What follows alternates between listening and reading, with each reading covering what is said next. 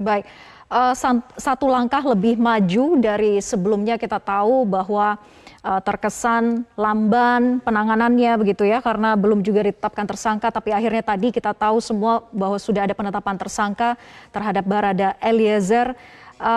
Kemudian terkait dengan istri dari Irjen Pol Verdi Sambo, Putri Chandrawati, yang dikatakan bahwa sampai dengan saat ini masih mendapatkan pendampingan psikologis. Apa yang Anda minta kepada pihak kepolisian agar dapat segera diperiksa? Apakah misalnya sambil ada pendampingan tapi juga secara paralel ada yang pemeriksaan? Saya itu seorang motivator dan juga ahli doktrin ya. Saya punya pengalaman itu karena saya dulu sebelum jadi pengacara saya dulu lama sebagai motivator di bidang marketing dan sales gitu ya. Saya bisa menyemangati orang yang tidak percaya diri menjadi percaya diri, yang berbohong juga bisa ketika saya lihat wajahnya dan saya kasih motivasi bisa menjadi jujur. Oleh karena itu sesuai pengalaman saya menawarkan kepada penyidik supaya saya bisa dipertemukan dengan Ibu Putri. Saya nanti akan mengajak beliau berbicara hati ke hati supaya beliau betul-betul semangat untuk memberi keterangan yang sebenarnya.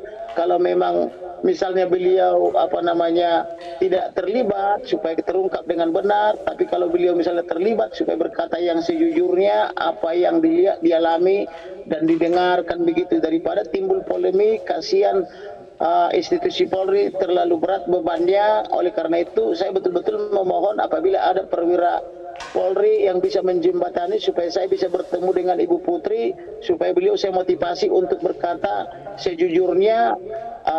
Bila benar katakan benar, bila tidak katakan tidak, karena lebih daripada itu adalah dusta. Dusta itu berasal dari si jahat, begitu.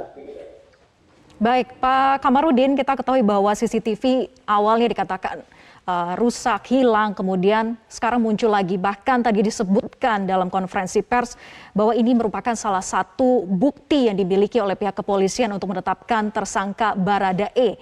Bagaimana Anda melihat ini?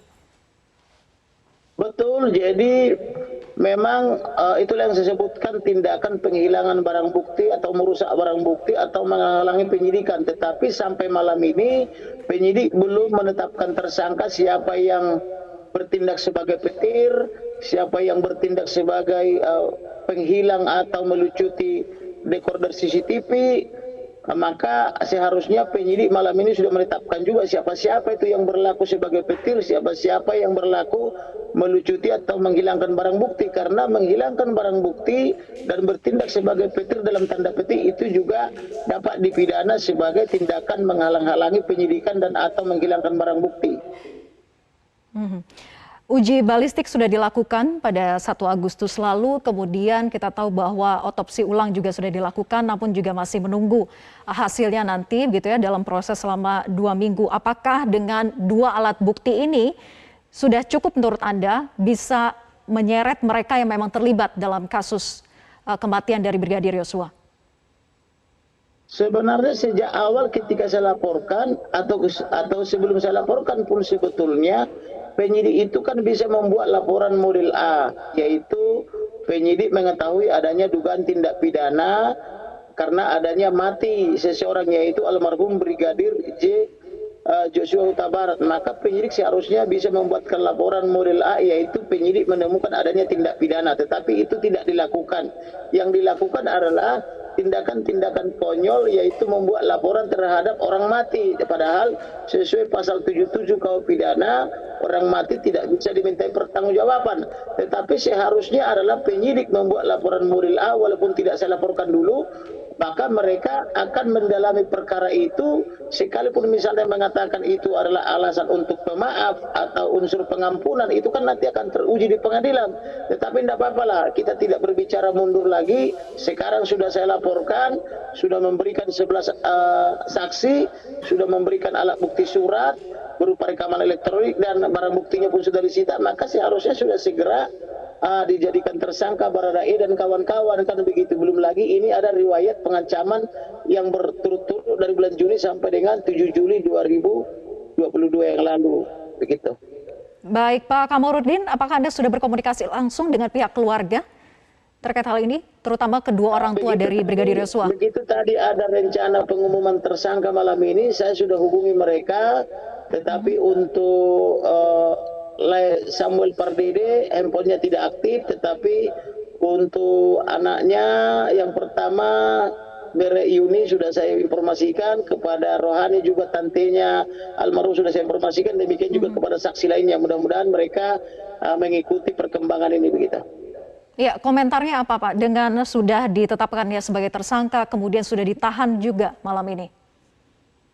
Belum ada komentar, tetapi sebelum tadi diumumkan tersangkanya, mereka tetap bulat mendukung kita untuk berjuang mendapatkan keadilan.